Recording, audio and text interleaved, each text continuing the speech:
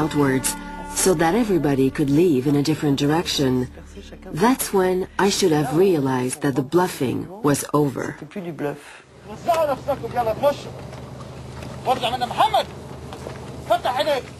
The journalists are now very alarmed. They cannot leave. They're trapped.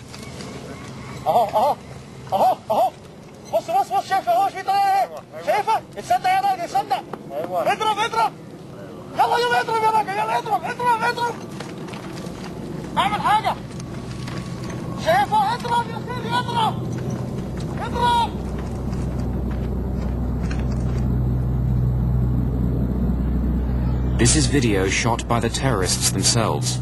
They'll deliver it to the media in Baghdad the next day.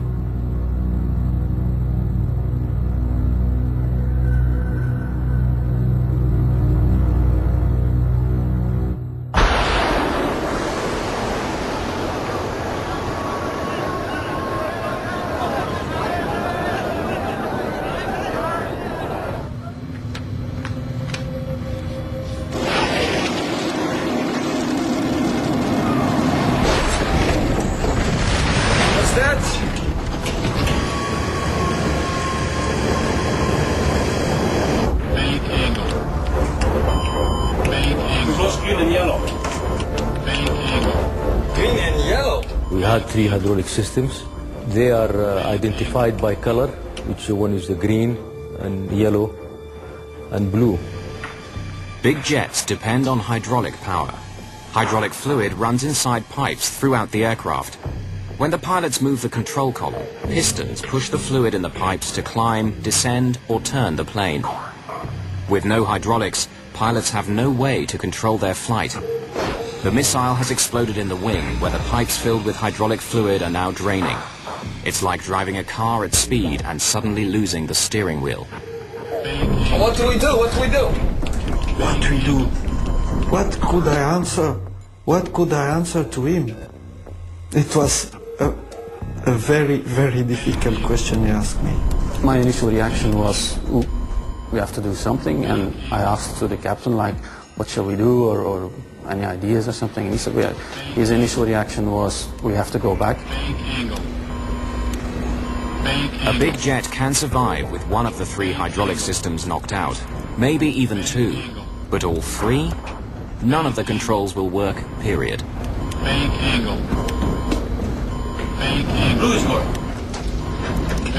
I think we hit something.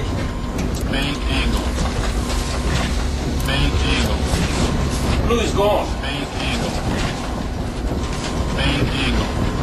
We've lost all hydraulics. All 3 hydraulic systems gone. There's nothing left. The life of the aircraft is now measured in minutes. That was the end of everything, procedures, what you've been trained all these years, and so all you needed then is to keep calm, common sense, and of course here where your experience comes to see whatever is left there. We had nothing to come back to, or read, or do, or follow.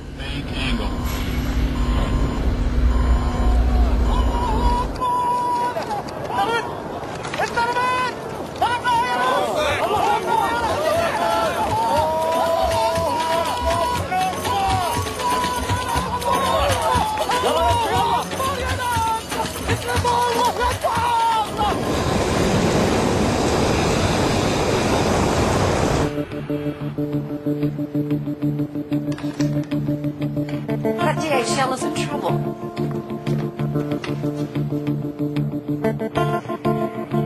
He's on fire and he's turning back. Scramble the fire engines, have many back on standby. The control columns have become useless. Without the crucial hydraulic system, there's no way of moving the controls. When you have this kind of emergency, the 3 needle showing 0, and the flight engineer saying you all hydraulic gone, you are terrified as well. It was fear. We had no control of the aircraft, of course, initially. The aircraft continued to climb at that time until about 12,000 feet. The plane has started to behave strangely. It climbs to nearly 3,800 meters, then suddenly starts to dive of its own accord. Sink rate. Then it climbs again. Sink rate. Sink rate. Will not fly. Sink rate. Back. Sink rate. This cycle repeats itself over and over again, like a mad roller coaster ride.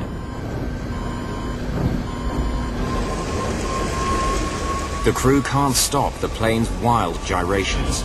They're still airborne, but somehow they must regain control. And now, Eric, are you proud of yourself? You look in which mess you are. You know it was dangerous to come here. And what you will do now to get out of here.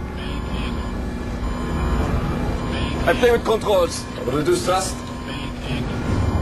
By moving the throttles to and fro, perhaps they can flatten out the huge dives and climbs. It's all they can think of. And then I decide to take the challenge. We have to come back.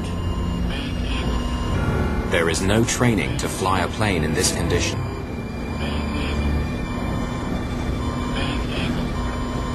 So from that time on, all the books and the procedures and this, they're out of the window. We have engines. We can use the thrust. All they have left are the two engines, which are undamaged. But how do you fly and land a plane with engines alone? No airliner has ever done it.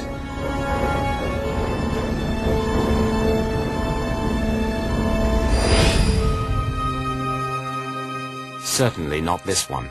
In August 1985, a Japan Airlines Boeing 747 had suffered a catastrophe minutes after leaving Tokyo.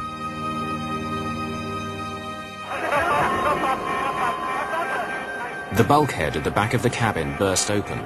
The force of the rushing air blew off most of the tail fin and cut all the hydraulic lines. Without hydraulic power, the pilots of the 747 were little more than passengers themselves.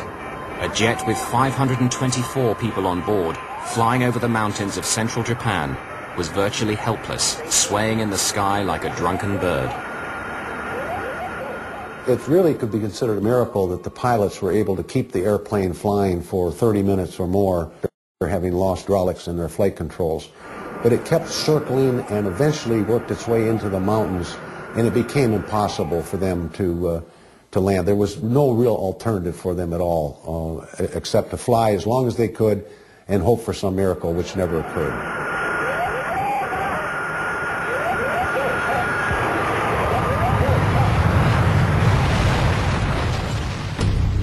When the 747 hit a mountain, it was the worst single crash in aviation history. 520 people died. Can the DHL crew succeed where the Japanese pilots failed? The first task is to try to calm the wild plunging of the aircraft. The airplane will tend to go into what's called a phugoid in the vertical mode. It will descend, speed up, therefore pick up more lift, then it would climb, pitch up and climb, it would slow down, lose lift, and so it would go into this, and it was very difficult for the pilots to control that. They have to do it by using engine power alone, the only thing they have left. They find that if they reduce engine power, the plane's nose drops and they begin to gather speed. If they then push the throttles forward, the nose comes up and they start to climb. But they have to learn precisely when to increase and decrease power.